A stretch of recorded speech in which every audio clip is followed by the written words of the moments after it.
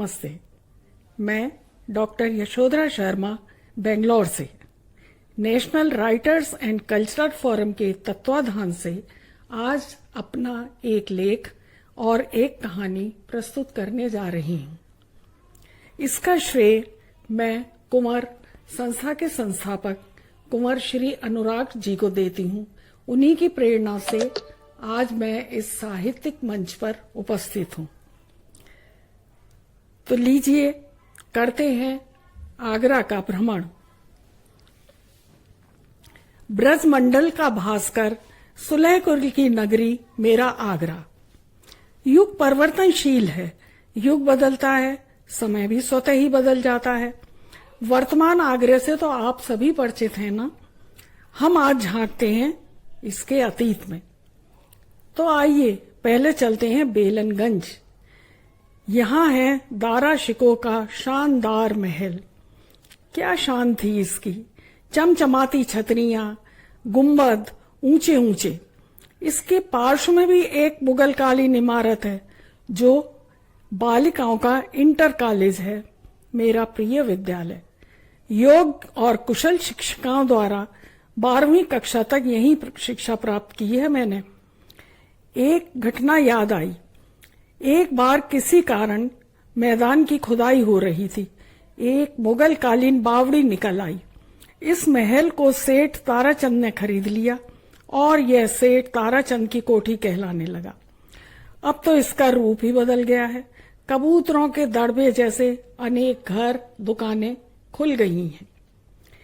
इसी बेलनगंज के कचौड़ा चौराहे पर थी भगत हलवाई की दुकान, जिसका आधुनिक रूप अब संजय प्लेस में है। भगत की दुकान पर 1 रुपए की 16 बेड़ई चटपटी सब्जी आलू की, काशी फल की, खट्टी मीठी चटनी के साथ पत्तल में लिपटी हुई मिलती थी। अविश्वसनीय लगता है ना, इतनी सस्ती। हाँ जी, इतनी ही सस्ती मिलती थी।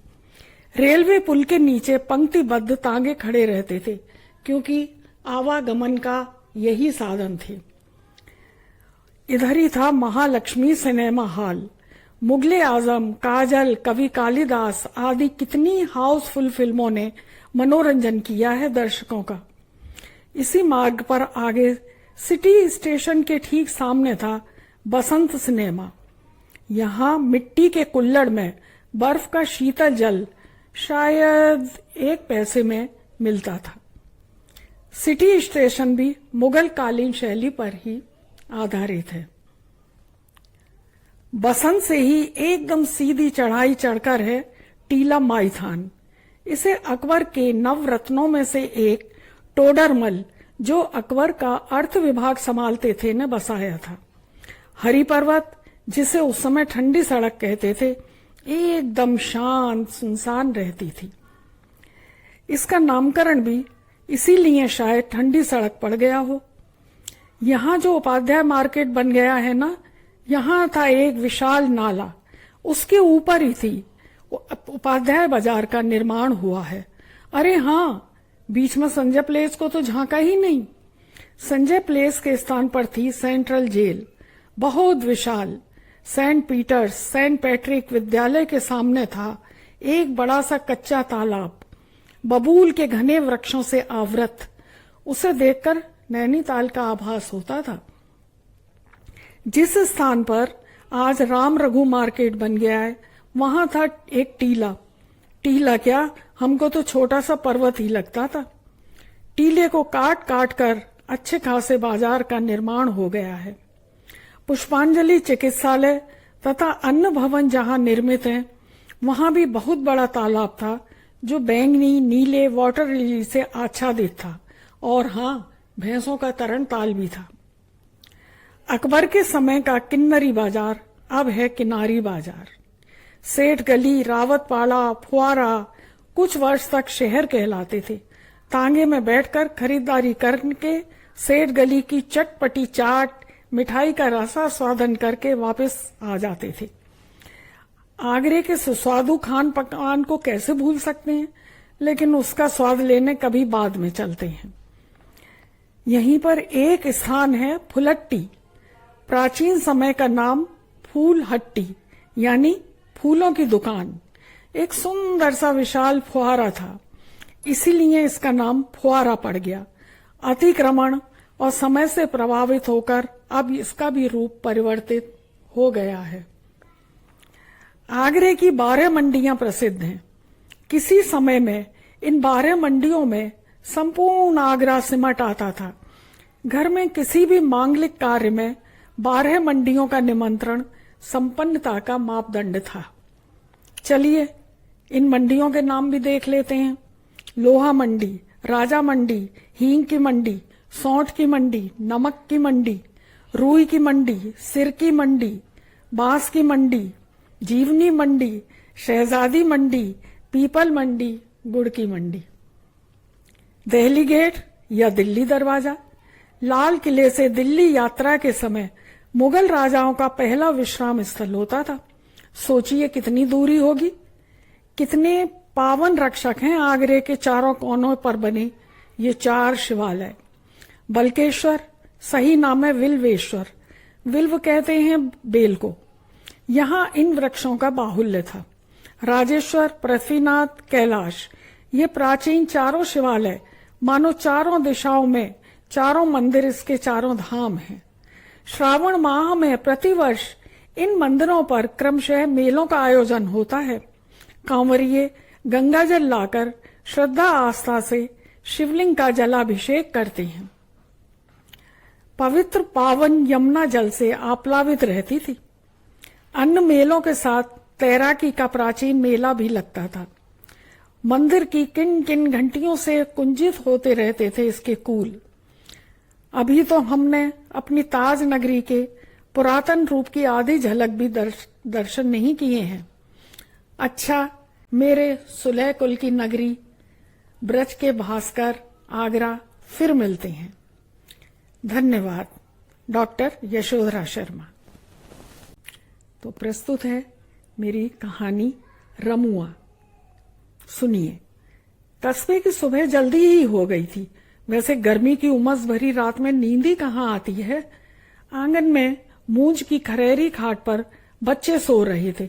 आंखों का काजल नासिका द्वार से बाहर आकर चिपक सा गया था। मक्खियों के झुंड चिपके हुए थे। बालक निष्प्रभाव थे। महिलाओं का प्रथम कार्य मुंह अंधेरे लोटे लेकर बस्ती से लगे खेतों में जाना और पुरुष भी इस सुअवसर की प्रतीक्षा में रहते थे। पट्टू के घुटने, अंग वस्त्र धारण करने में कोई विश्वास नहीं। यदि किसी को थोड़ी लज्जा का अनुभव हुआ तो एक बनियान का सहारा लिया। अधिकांश लोगों की राष्ट्रीय वेशभूषा यही है यहाँ की।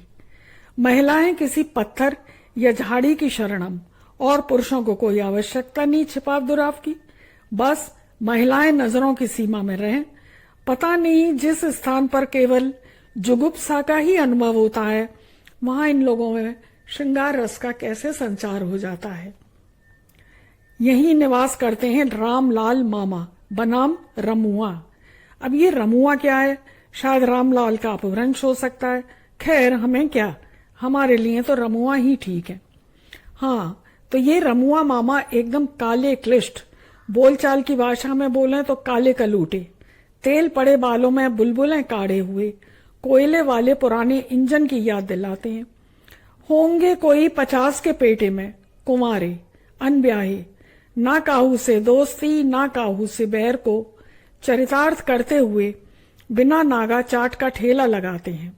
माँ जिनका संबोधन ही डोहकरी या डुकरिया है। कुछ भद्र पुरुष महिलाएं न जाने किस रिश्ते से उन्हें नानी कहते हैं। पूरे कस्बे के छलिया बने हुए थे। यौवन की दहलीज पर कदम रखते ही हर नव यौवना मामा की तथाकथित प्रेमिका बन जाती थी। जाने क्यों? शायद रंग बिरंगे रिबन, सस्ती चूड़ियां और नियमित चाट के दोनों का अमूल्य उपहार। मामा की डोकरी माँ सारे दिन चाट की तैयारी करती और मामा का दिन व्यतीत होता नन्ही मुन्नी प्रेमिकाओं के साथ। कुछ एक विवाहित बहुरियां भी थीं जिनके घूंघट के आवरण से नयन मटक्के हो जाते थे। कमाल था, कभी मामा रंगे हाथों पकड़े ही नहीं गए। कभी आबाद और मुसाफिरों के कलरव से कुंजित धर्मशाला अब सुनसान और वीरान थी। सूनी अंधेरी कोठरियां मामा और मामा जैसे अन्य कामातुर प्रेमियों तथा श्वान शुकरों का भी प्रणय स्थली बन गई थी। प्रवास भीरू रमुआ मामा 2-3 दिन के लिए विलुप्त हो गए और आगमन हुआ 5 फुटी बेहद गोरा रंग, चपटी नासिका, मिचमिचाती आंखें, 2 रेखाएं सी खिंची थी होठों के नाम पर, उम्र मामा के आसपास या कुछ नीचे, घूंघट से मुंह ढके बन गई बसंती मामी मालकिन घर की।